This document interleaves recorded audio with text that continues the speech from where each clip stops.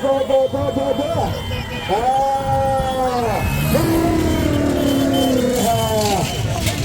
जीता वही सिकंदर।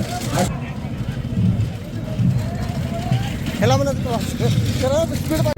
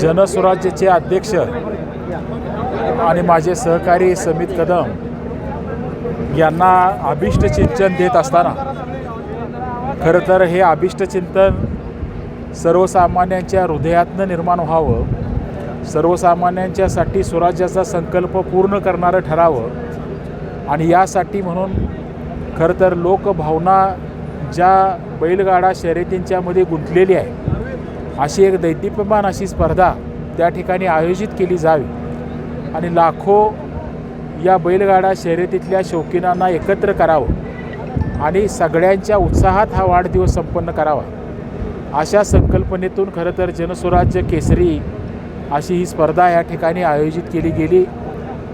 मला अतिशय आनंद होतो आहे की प्रचंड मोठा प्रतिसाद आज सगळ्या लोकांनी या स्पर्धेला त्या ठिकाणी दिला आणि प्रचंड उत्साहाच्या वातावरणात आज ही स्पर्धा त्या ठिकाणी संपन्न झालेली आहे। जनस्वराज्यानं निर्माण केलेलं हे नातं अशाच पद्धतीनं विश्वासानं पुढं नेण्याचं सामर्थ्य आम्हाला परमेश्वरानं द्यावं। समितनं सुद्धा सामान्य माणसांच्या विश्वासासाठी सुरू केलेलं हे काम अजून चांगल्या पद्धतीनं पुढं नेण्याचं सामर्थ्य त्याला मिळावं एवढी मनस्वी खरं तर शुभेच्छा आणि सदिच्छा या वाढदिवसाच्या दिवशी आम्हा सगळ्यांच्या वतीनं आम्ही त्यांना या ठिकाणी देतो आहे आणि हे आयोजन केलेल्या माझ्या सांगली जिल्ह्यातल्या सगळ्या पक्षाच्या पदाधिकाऱ्यांचं मी विशेष या ठिकाणी कौतुक करतो आहे की उत्कृष्ट असा हा कार्यक्रम त्यांनी या ठिकाणी घडवून आणला। या मैदानाच्या माध्यमातून खरं तर अनेक वक्त्यांनी समितदादांच्यासाठी आमदारकीची मागणी केलेली आहे। तुम्ही कसं बघता, कारण की राज्यात तुम्ही सत्तेत जरी असला तरी अजून घटक पक्ष म्हणून तुम्हाला आमचा निश्चितपणानं त्या दिशेनं प्रयत्न चालू आहे। घटक पक्ष म्हणून अनेक चांगल्या गोष्टी उद्याच्या काळात घडतील. पण महत्त्वाचं पक्ष आणि संघटना या दृष्टीनं लोकभावना आणि लोकांना बरोबर घेऊन त्यांचा विश्वास संपादन करणं हे काम अतिशय चांगल्या पद्धतीनं आज सगळ्यांच्या बरोबर करायला मिळते, याचा आनंद आम्हाला आहे. समीत कदम यांना भविष्यात संधी मिळेल का आमदारकीची? कारण की कार्यकर्त्यांची तशी मागणी आहे. आज मैदानाच्या निमित्ताने अनेक मागणी कार्यकर्ते. आता डिलिमिटेशन झाल्यानंतरच्या घटना अजून चांगल्या आहेत. अजून काही जर पक्ष वेगळ्या संधी आल्या तरी आहेत का? आज विधान परिषदेसारख्या ठिकाणी जरी काही घडामोडी महायुती म्हणून आम्हाला करता आले तर अशा अनेक गोष्टी सगळ्या आज तुमच्यासमोर बोलत नाही. पण चांगली संधी आपल्याला कार्यकर्ता म्हणून समोर येत असताना निर्माण झालेली त्या ठिकाणी बघायला मिळेल. या स्पर्धेच्या माध्यमातून लाखो रुपयाची उलाढाल होते, अनेक रोजगार उपलब्ध केले जातात. आज जनस्वराज्य शक्ती केसरी या बैलगाडीच्या मोठ्या प्रमाणात स्पर्धा आज या ठिकाणी आम्ही या शिपूरच्या आणि मैदानावरती त्या ठिकाणी घेतलेल्या आहेत. एक अतिशय चांगल्या पद्धतीचं 112 गाड्यांचा त्या ठिकाणी आम्हाला प्रतिसाद मिळाला. एक अतिशय चांगल्या आणि खेळीमेळीच्या वातावरणामध्ये या स्पर्धा झाल्या. सर्व स्पर्धकांनी उत्साहानं आणि अतिशय चांगल्या पद्धतीनं चुरशीनं त्या ठिकाणी आज या स्पर्धा केल्या आणि खूप चांगल्या पद्धतीचं आज हे बघून लोकांच्या ह्या डोळ्याचं पारणं फेडणाऱ्या स्पर्धा झाल्या. आमचे नेते पक्षाचे अध्यक्ष आदरणीय डॉक्टर आमदार विनय कोरे सावकर साहेब, आमचे दुसरे आमदार अशोकराव माने बापू, या दोघांनी आज या स्पर्धांना उपस्थितीत लावून एक अतिशय चांगल्या पद्धतीनं लोकांचा उत्साह वाढवला आहे यामध्ये. आणि येणाऱ्या काळामध्ये जनस्वराज्य शक्ती या अनेक अशा स्पर्धा त्या ठिकाणी चांगल्या पद्धती करायचा प्रयत्न करणार आहे. आज आमच्या सर्वच कार्यकर्त्यांनी मिळून एक अतिशय चांगली घोषणा केली की पुढच्या स्पर्धेमध्ये थार हे बक्षीस असणार आहे. त्याचबरोबर आता 12 तारखेला कवठेमंकाळ इथे पुन्हा आज बैलगाडी स्पर्धा ठेवायचं नियोजन आज सगळ्यांनी केलेलं आहे. आणि अतिशय चांगल्या पद्धतीने ह्या स्पर्धा आज पार पडताना दिसत आहेत.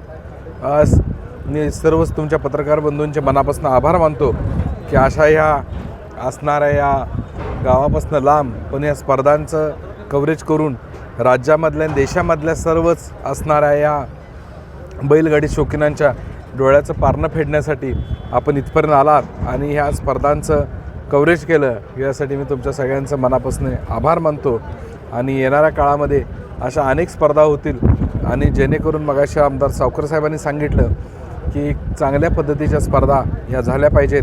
त्यासाठी राज्याचे मुख्यमंत्री आदरणीय देवेंद्र फडणवीस साहेब यांनी अनेक असे क्रांतिकारी निर्णय घेतले. ह्या बैलगाडी स्पर्धा त्यांच्या काळात चालू झाल्या.